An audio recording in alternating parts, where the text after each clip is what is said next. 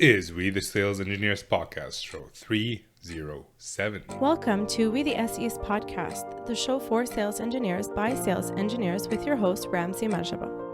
What's up, SE Nation?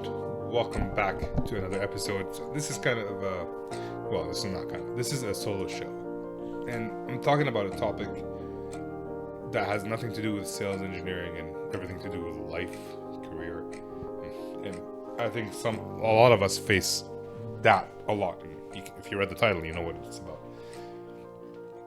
It's about dealing with stress. Now, I am not a doctor. I am not an expert. I have my experiences and my own fair share of stress in my life. Some of them are self-inflicted, and some of them are work-inflicted, and some of them are just life-inflicted, I guess, if you want. And these are things that I go through, and this is how I handle it. And that being said, I have a lot of work to do in terms of handling stress, dealing with stress, in terms of using stress to improve in my life and my career and everything. So this is my experience. Imagine like a friend asked me, like, hey, how do you handle stress? And this is my answer to that. If you're looking for advice or professional help, please seek a professional. I am not that. I'm just a guy on the internet who sells stuff and trying to figure it out. No. The thing about stress is I don't think it's a negative thing. I don't think it's totally a negative thing. It's like imposter syndrome. I've used imposter syndrome to improve in my career, to get better as a sales engineer and as a salesperson. And stress is somewhat similar, where I've used stress to improve my life. If, like, hey, I'm stressed about money, I go make more money. As an example. Doesn't always work. It's easier said than done. So, just go make more money. But that's my thought process behind it. At least if I didn't make all the money, I'd make some. So, in general, all stress in itself is not bad. But having a lot of stress all the time, it's not a great feeling. I know a lot of you might be running into some stuff with uncertainty with work, with being off of work or trying to get work or being in a job that they hate, having managers that are making their lives miserable. So there's a lot of reasons why people get stressed, and we're going to talk about those now. As I was doing some research, I wrote down my thoughts of what causes stress. And then I'm like, I'm not a doctor. Let me go see what doctors have to say. So I found this WebMD article. I'll leave a link to it in the show notes, show 307. And talks about causes of stress, which include unhappy in your job, having a heavy workload, too much responsibility, working long hours. I don't agree with all of that. I mean, working long hours is not stressful. It's working long hours and feeling that you're not getting anything done. For me, that might be stressful. So I'll leave a link to this in the show notes. And they're like life events that happen, that causes stress. But here are my thoughts about like the sources of stress. Having I wrote 6 things down. Like too many things on your plate, surprises. When you have too many things on your plate, surprises isn't necessarily bad. It's just when you have too many things. Health scares, so that has nothing to do with work. Surprises may or may not have nothing to do with work. Lack of sleep, which I will talk about. Uncertainty and not hitting the goals that you set. So, and I'll talk about that. I'll talk about all of them in a little bit more details. And then I'm going to talk about how I deal with them, me personally, because I find that, I'm using this session as a therapy session for me, so thank you a lot for listening. And also, if it helps one person or it helps a bunch of people improve by like 0.25%, then I've done my bid to improve humanity, if you will. So when we talk about too many things on your plate, like whether you're an SE or you're a salesperson, father, mother, brother, sister, whatever you are, like sometimes just things happen and there's too many things on our plate. And I want to differentiate by being overworked, like working long hours, versus being overwhelmed. So in sales, um, well, like in my life personally, like I am a sales specialist, which is another fancy term for salesperson. At my company, I work on WeDSEs and I work on like WeDSEs and its projects. I also invest actively in real estate. So let's say for the last year and a half, I've bitten off not more than I can chew, but well, I guess for most people, they would look at me would say I've bitten off more than I can chew. I would disagree, and I'll discuss that in a second. But like, if you're in your own personal life, if you're an SE, and I've had situations where, as an SE, I have all these opportunities that may or may not be qualified, and my SE and my salesperson would come to me and give me more stuff. And early on in my career, I would take it on, and I would get stressed because, well, this is not helpful. Like, this is just too much work, and I would be under the impression that I have to do all that work, right? Um, but let's say you're an SE, but you're also like planning a wedding, or you have life events that are happening around you. Now you have too much on your plate. You need to buy clothes for the kids. You need to, like, right now we need to figure out what we're going to do for summer camps, if we're going to put the kids in summer camps, and how much that's going to cost. So these are all additional projects that we have, and I find that that's a source of stress, like, that we need to manage as we go along. Now, the second reason I had here was surprises while having too many things on your plate. Like, for example, if a car breaks down, in itself, it's not a bad thing. But if a car breaks down right before a big meeting, or in our case, we have 16 things we're trying to take care of that are spilling over, and then our car breaks down. That little car breaking down that on in normal times wouldn't mean much is now just like the world is conspiring against me. Versus like, okay, well, let's get it fixed. Um, so these are things that are happening. Like, and at work,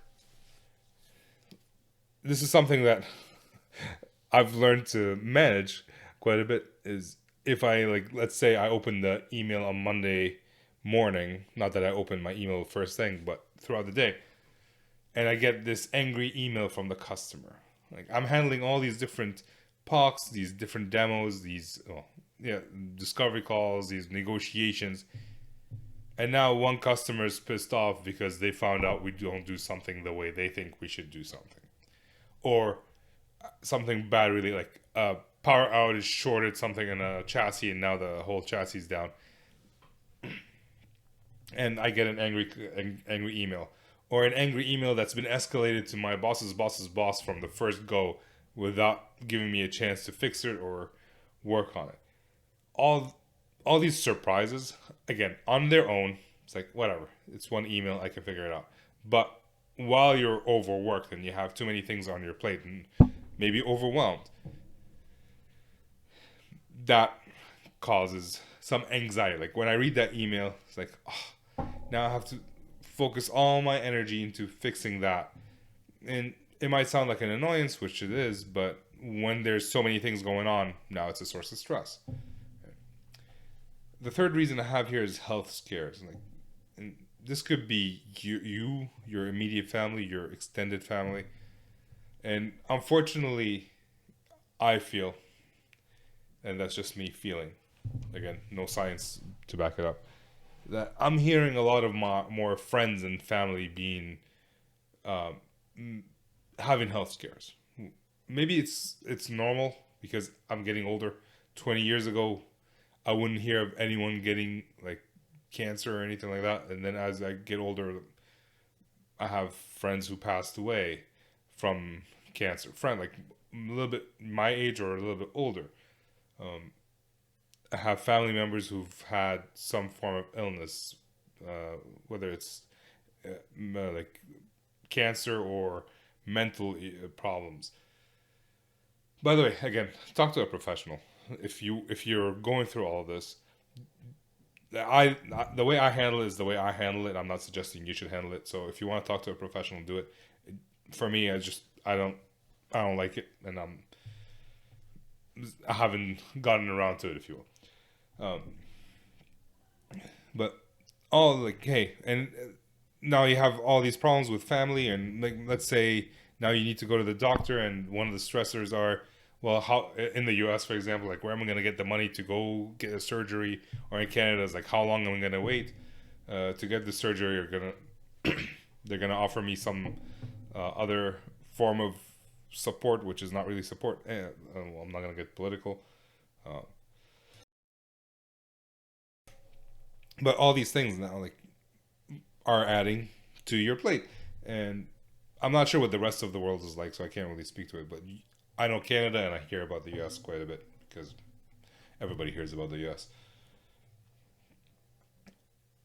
The health scares are kind of a high stress. I know when a immediate family member of mine got sick, that took all our energy out of everything else that we do in life. Like, we had two kids at the time, the third on the way.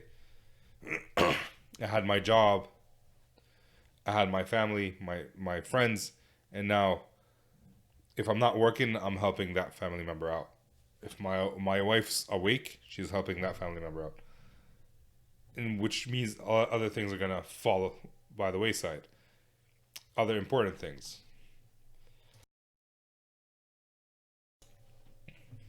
So, health scares are kind of important. Another source of stress, and I'm pretty sure that's not just me, but it's affected me quite a bit. It's lack of sleep. Um, I have three kids. I'm blessed to have three kids. They get sick on occasion. Like right now, my daughter is sick. Last week, my son was sick. When you live in Canada, it's like they're sick all the time, I guess. And you have to take care of them.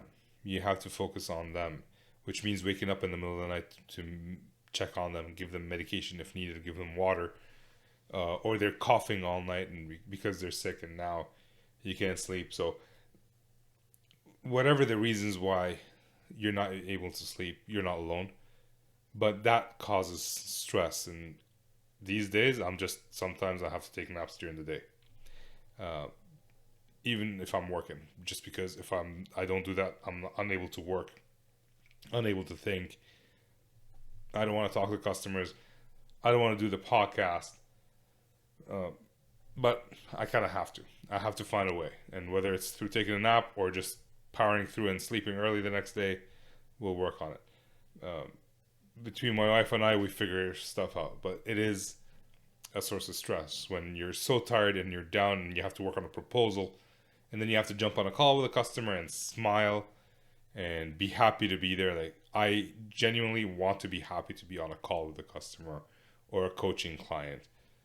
That's what I want, and it takes a lot of work to get there, which adds a lot of stress. Number 5 I have is uncertainty. The car broke down. Now we don't know how much it's gonna cost to fix it. Luckily, it wasn't that much, but it is what it is. But when you're in sales and sales engineering, a lot of uncertainty is like quota attainment. Right now, we get a new quota every quarter. Some companies do it every quarter, every half, every year, and every time you get a quota, it's you're not in control of that.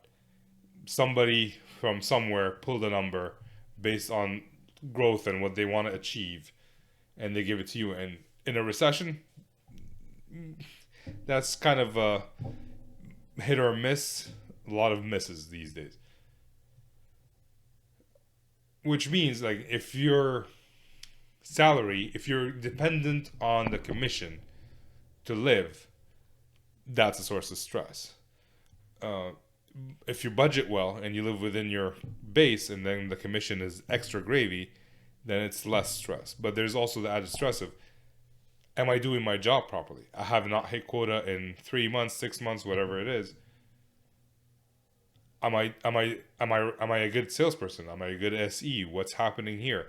These are all things that start lingering in the head and start making thoughts. And this is something that happened to me, like, where we were having a hard time, but then when I found out like I am top of my team in terms of quota attainment, I'm like, maybe I'm not bad. Maybe the quota just is.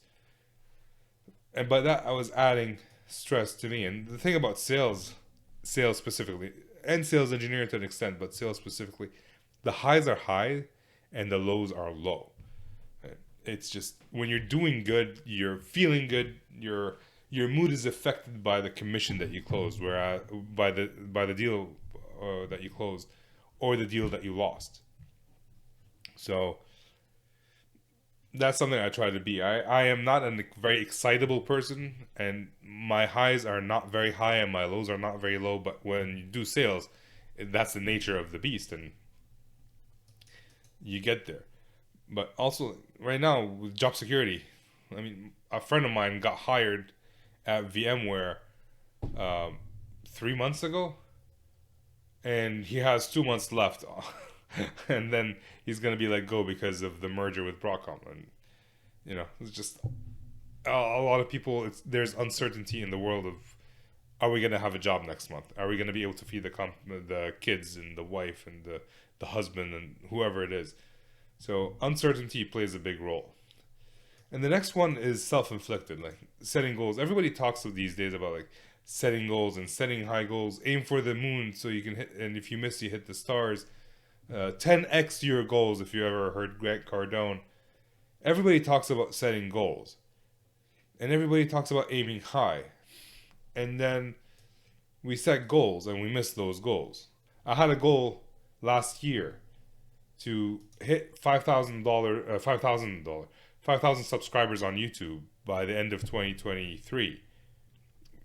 We're in March 2024. I have 4,415. It's increased by 700 subscribers, which is good. I didn't hit my goal. It's bad, which adds stress. Like, yeah, they tell you, oh, think about where you look at the gap where you were and where you've become, but then they tell you like set goals. So sometimes setting goals and missing it causes more stress than not setting goals.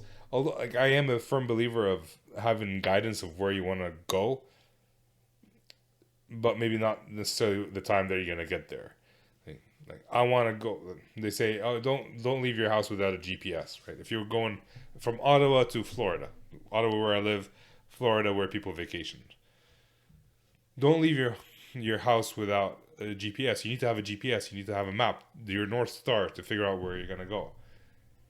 But if, let's say, you have your North Star, and then your goal is to reach Florida in 6 hours, you're not gonna get there in 6 hours unless you fly, or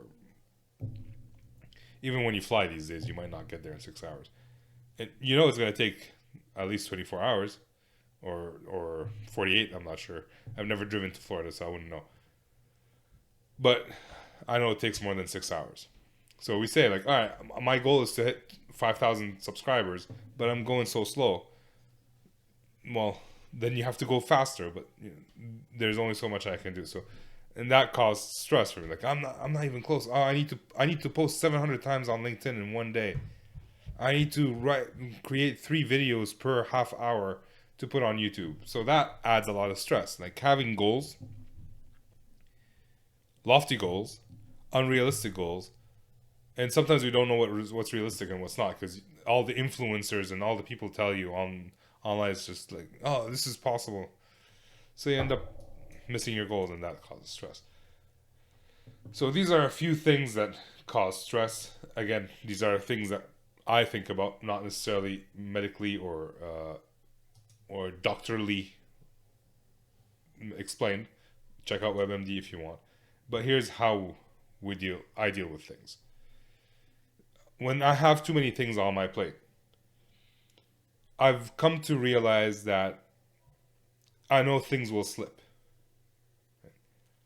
I'm in sales. I own a territory. I manage the territory. I make sure that I hit my numbers as much as possible within that territory. I also have VDSEs. I have coaching clients, which I need to make sure that I'm supporting 100%,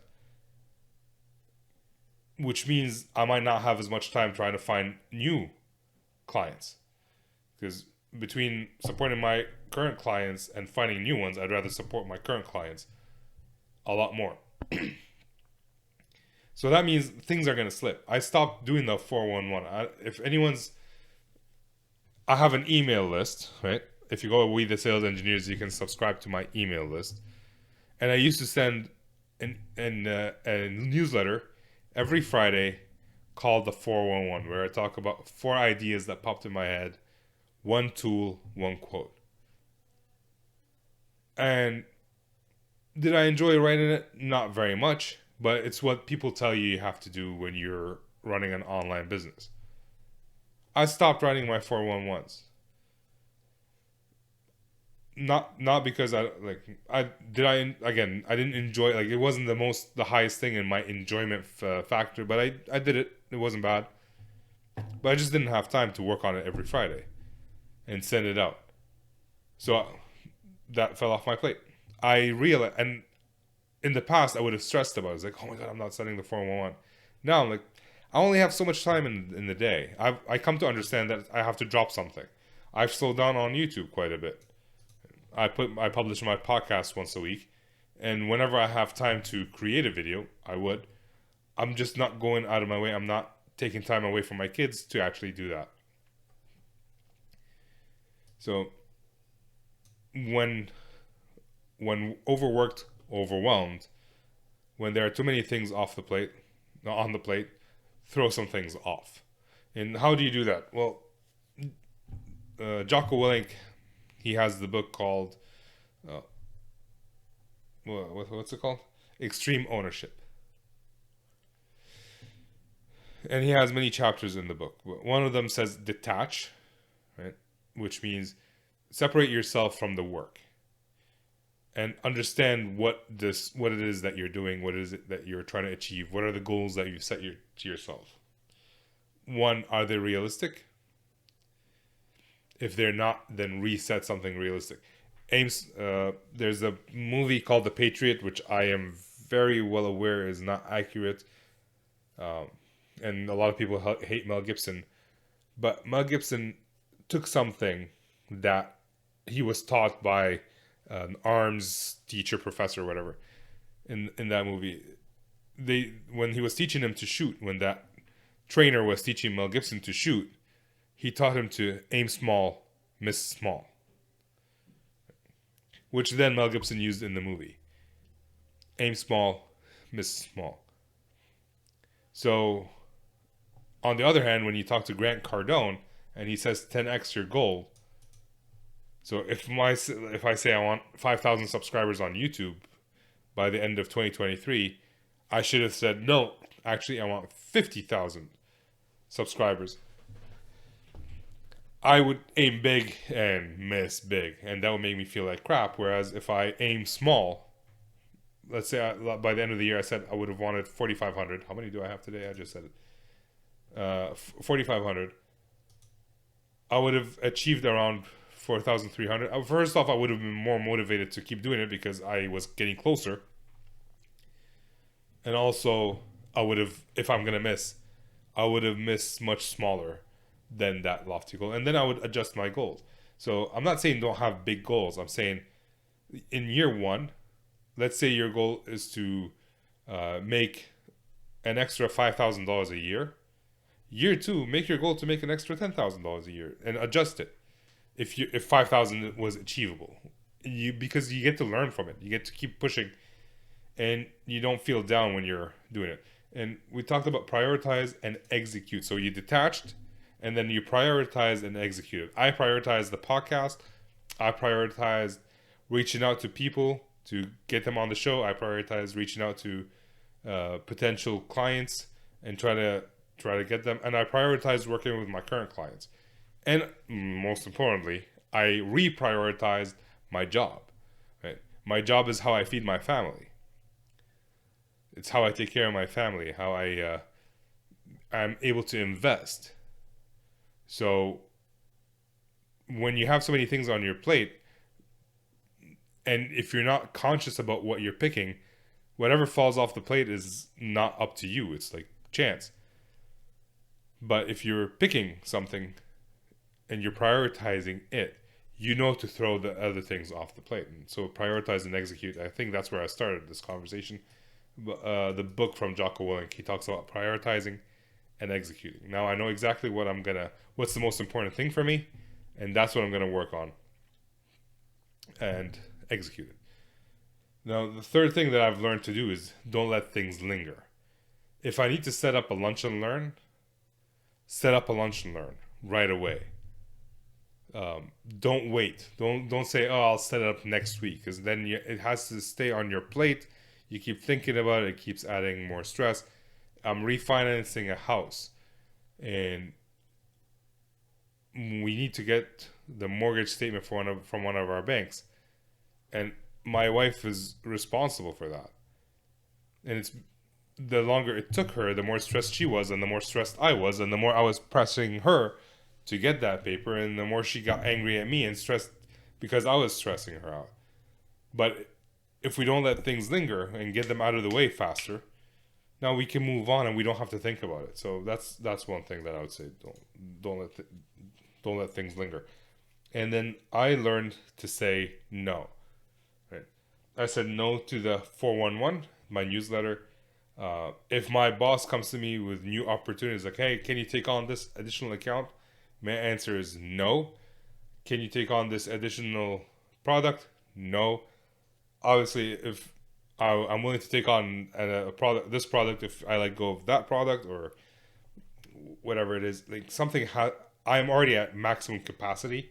If you want to add to that capacity, something else is going to have to give. So I learned to say no. If someone reaches out to me, is like, hey, can we talk because I need to sell you this product? No. In the past, I used to jump on a call and say like, all right, let's talk about it. Let me see how I can help you. Now, frankly, I just don't have time or the energy or the capacity to do it. So I say no. Now, this one I've said quite often, dig your well before you need it. This is specifically like for the uncertainty of like the jobs or anything. Like if I negotiated my quota this quarter before I even knew what it was, just by like planting the seeds or like digging the well ahead of time, telling my boss like, hey, this is how much I made last year. I haven't done this. I haven't done that. Please make sure you don't give me a quota that is setting up for failure. So I dug my well here. But also, if you're uncertain about your job, start reaching out to people and connecting with them and learning from them and talking to them ahead of time than when you need it. Because by the time you need the water, you're thirsty, you really need that, it's too late to dig that well. Because the well might come up empty.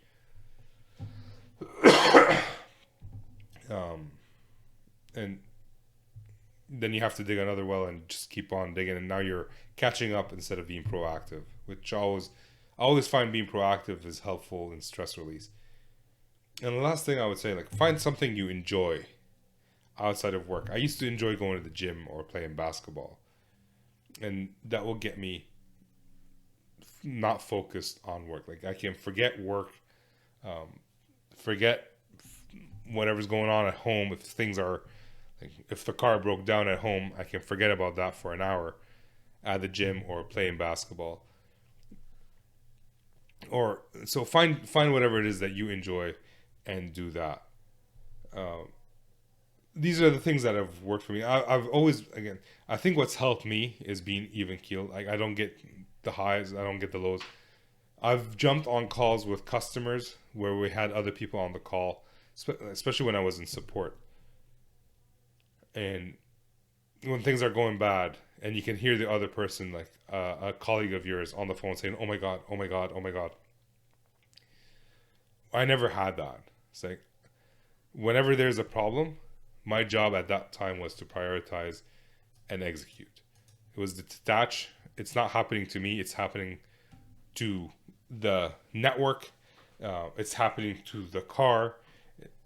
And then find a solution. Think of a solution I always found it helped me to think of a solution than to think about the problem. We have this problem, great. How are we going to fix it? Do we need to fix it now?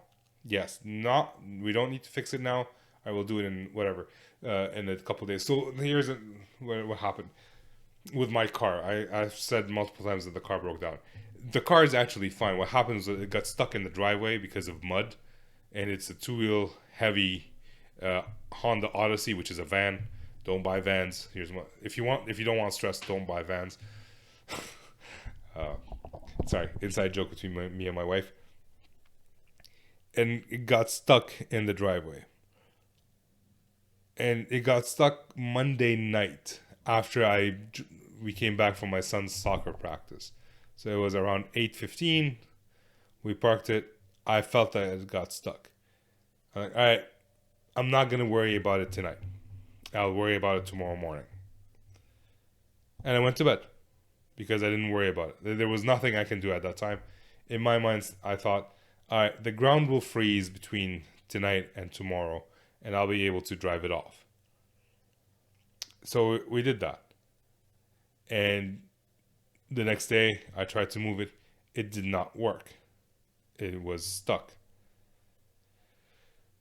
So I found a way, like, all right, now I have to drop off the kids. I need the van. I don't have the van. We have another car. We worked it out. And then I didn't worry about it during work. I worried about it after work, where I tried to lift it. It did not work very well. We jacked it up. We put pieces of wood, and it still stayed in the thing. And at that point, I knew, all right, I'm going to need a tow truck. So all this is happening while things are happening at our rental property where tenants are fighting, or while my son had to go to jiu-jitsu, or my bosses or one of my customers was pissed at me. Whatever. Like, all these are happening at the same time. Again, it's not, the problem isn't one thing in isolation. It's when you have a bunch of things happening all at the same time and you have to manage it. But because I said, all right, I'm not going to worry about it tonight. I'm going to go fix some other problem right now. That helped me reduce stress and remove something off my plate. It's not like I could have done anything about it that night. And, they say you focus on the things you can control. I could not control the fact that the car is sunk in our driveway. Or maybe I could have, but not at that point. At that point, it's too late. Already sunk. Now we need to move on. So break the problem into smaller bite-sized problem. I mentioned earlier, like, hey, I bit off more than I can chew. I don't think it's true. I bit off quite a bit, and now I am chunking it into smaller bite-sized pieces, which I can eat, and that helps me reduce my stress. Is the stress still there? Yes. Am I overwhelmed? No. I am overworked? Yes. I just wanted to share this with you in case it helps anybody, because I'm sure I'm not the only one in this spot. I am not special. My mom never said I'm a unique snowflake. Although one of my friends said, yes, you are. You're just part of the big storm that nobody cares about, a unique snowflake. But anyway, I digress. These are my thoughts. How do you handle your stress? Teach me. I want to learn from you guys as well. Maybe there's something I'm missing. How do you deal with your stress? And that's it. It's a short episode, solo episode. I hope you enjoyed it. If you did enjoy it, please leave a rating and review. If you didn't, I would love to know why.